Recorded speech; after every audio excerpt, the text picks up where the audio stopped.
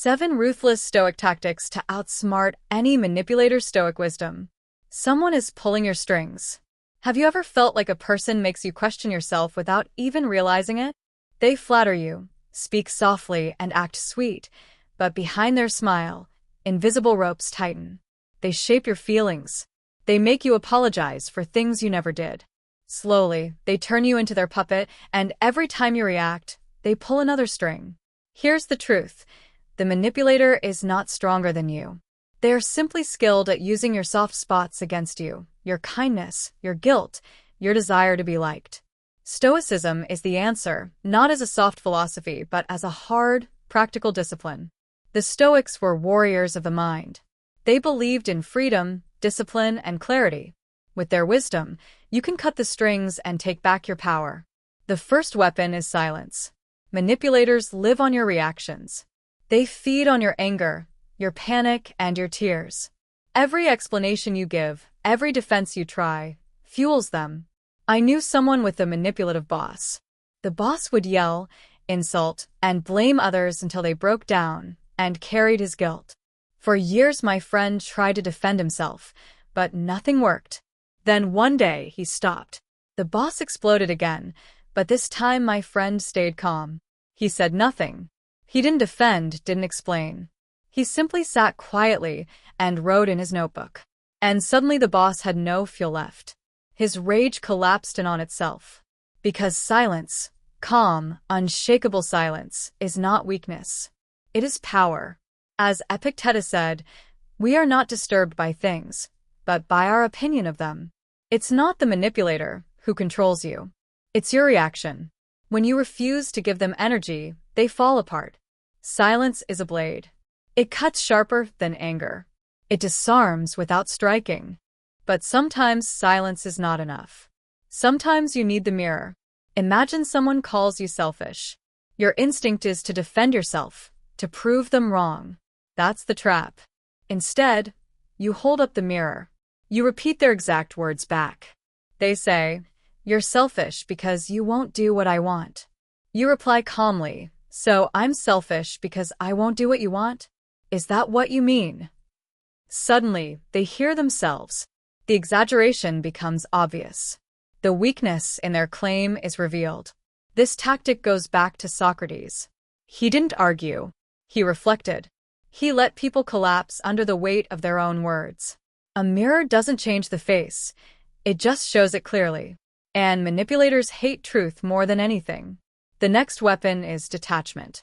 Manipulators thrive on emotions. They stir guilt, fear, and desire. If they can shake your heart, they can steer your life. But Stoicism teaches you to step outside yourself. When someone tries to guilt you, pause. Imagine you are watching this scene from the outside, as if it's happening to someone else. Ask yourself, would I believe this if it wasn't aimed at me? Almost always, the answer is no. Distance breaks the spell. Without your emotions, the manipulator starves. Sometimes they push harder, desperate for a reaction. That's when you become the stone wall. No arguing, no bending, no explaining. You respond with short, neutral words. I see. If you say so. That's your opinion. Nothing more. A wall does not fight. A wall does not move. It simply stands. And soon, the manipulator runs out of strength against it. But there is another weapon: exposure. Manipulators thrive in darkness. They work when no one else can see what they're doing. Bring light and they panic. If someone twists your words or shifts blame, say calmly, "Let's talk about this with everyone involved." Invite witnesses. Put it out in the open. Truth needs no defense. Lies collapse when seen by others. Exposure robs the manipulator of their stage. There's also the tactic of reversal. Manipulators want you to value their approval more than your own integrity. They make you fear rejection or loss. But Stoics asked a deeper question: what is truly good and what is truly bad? The only true good is virtue, your reason, your character, your freedom. The only true bad is losing that. So when they threaten you with rejection, remember, losing their approval is not harm. Losing yourself is. Flip the value system, and their power crumbles. And finally, the most ruthless tactic of all, withdrawal. Walking away. Not in anger, not in drama, but in quiet strength. Simply removing your presence, your time, your attention. The manipulator cannot control what they cannot reach. The Stoics believed in choosing battles. Some battles are won by not fighting at all. Walking away says, I decide where my energy goes, not you. The manipulator pulls strings, but strings only work when you dance. With silence, with reflection, with detachment, with exposure, with reversal, with withdrawal, you cut every string. You are not the puppet. You are the one who chooses your own movement. And when you live with Stoic strength, the puppet master disappears because their power was never real. She was in a relationship where her partner kept repeating the same line. If you don't do this, it means you don't love me. In the past, those words broke her. She would cry. She would give in. She would prove herself through sacrifice because his words stabbed her heart. But one day, she discovered the Stoic way.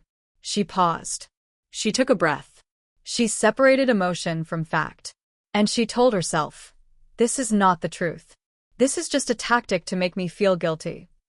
That single moment changed everything. She was no longer reacting like a puppet. She was watching the game like a player at the top of the board. The Stoic does not stare only at the piece being moved. He rises above the board, sees the whole pattern, and avoids the trap before stepping into it. This is the power of emotional detachment. You're not a cold machine, you still feel. But you refuse to let feelings rule you. You let reason stand between what happens and how you respond. Epictetus said that no one controls you unless they control your mind. By detaching, you take back your mind. You cut the strings. You make your move instead of playing theirs. Remember this. Emotions are real, but they are not commands. A manipulator can throw bait into the water, but you decide whether to bite.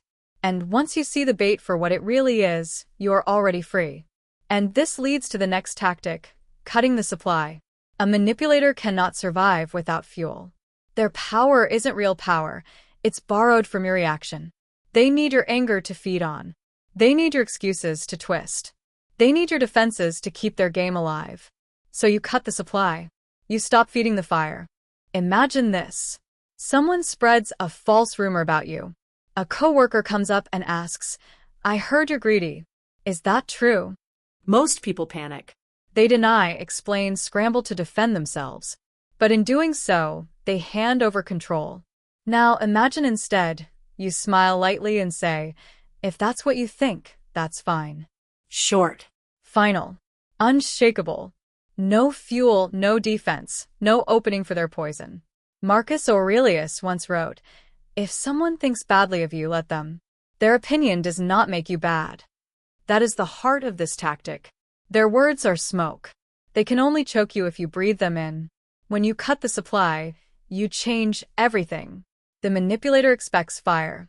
You give them stone. They expect protest. You give them silence. They expect weakness. You give them indifference. The most dangerous response is no response, because now they have nothing to twist, nothing to hold, nothing to control. Like a flame without oxygen, they burn themselves out. Every battle you refuse to fight becomes a battle they cannot win. That is ruthless Stoic strength, cutting the supply and watching their power collapse. Manipulators don't stop there. They test you. They push. They want to see how far they can go. If you give an inch, they'll take a mile. If you let them cross once, they'll cross again. That's why Stoicism teaches us to draw a line, a boundary of iron. Clear, firm, and unshakable. Picture this. You have a friend who always calls you late at night. At first, you think it's harmless, but soon it becomes a habit. Every midnight, they unload their problems, draining your energy, stealing your sleep, robbing your peace. If you never say no, they will never stop. One night, you finally answer calmly, I value our friendship, but I will not take calls after 10.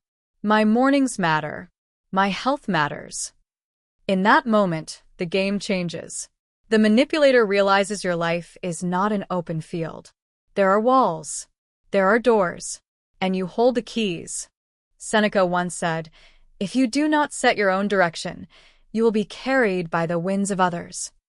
Boundaries are that direction. They are the guardrails of your dignity. At first, people may resist your boundaries, but over time, they respect you more because of them. A person who says yes to everything is not admired. They are used. A person who stands firm, who protects their time, their peace, their energy, commands respect without asking. Remember this. A boundary is not cruelty. It is clarity. It says, this is who I am. This is what I allow. This is where I stand. And the moment you forge that iron line, the manipulator's power breaks. Still, manipulators have another trick. They try to shift their weight onto your shoulders. They accuse and expect you to defend. They blame and expect you to carry. They demand and expect you to prove yourself. But Stoicism teaches another weapon. Reverse the burden. Give them back the weight they tried to drop on you. Imagine a coworker saying, "You stole my idea." Most people panic, defend themselves, explain, argue. And with every word, they give the manipulator more ground. But instead, you look at them calmly and say, "That's a serious accusation. Do you have proof?" Suddenly, the stage shifts. The spotlight is on them. The burden is no longer yours, it's theirs.